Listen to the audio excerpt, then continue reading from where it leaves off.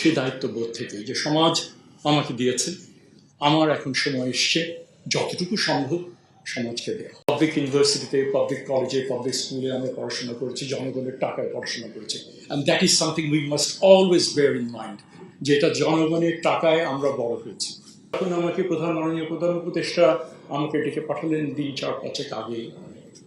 অন্যান্য অনেক কথা, মালয়েশিয়ান শ্রমবাজার নিয়ে কথা হলো, অন্যান্য অনেক কথার পরে উনি যখন বললেন যে স্যার এই দায়িত্ব আর পালন করতে চাচ্ছেন না, এবং প্রধান উপদেষ্টা আমাকে বললেন যে এই দায়িত্বটা আমি গ্রহণ করে, আমি রীতিমতো অবাক হয়েছি। আমি বললাম আমার এই ধরনের তো অভিজ্ঞতা নেই। উনি বললেন যে তোমার যে কর্ম, যে তোমার রয়েছে সেটাই হবে, তুমি খালি ইউ কমিট ইউর সেলফ, তাহলে তুমি এটা পারবে।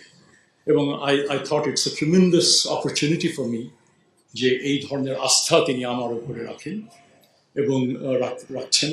এবং আমি মনে করি যে এই যে একটা নাজুক একটা পরিস্থিতি, বিভিন্নভাবে একটা নাজুক পরিস্থিতির মধ্যে আমরা যাচ্ছি, বড় রকমের একটা পরিবর্তন হয়েছে, বিশাল, যেটাকে ইংরেজিতে বলে সি চেঞ্জ, সেটা হয়েছে।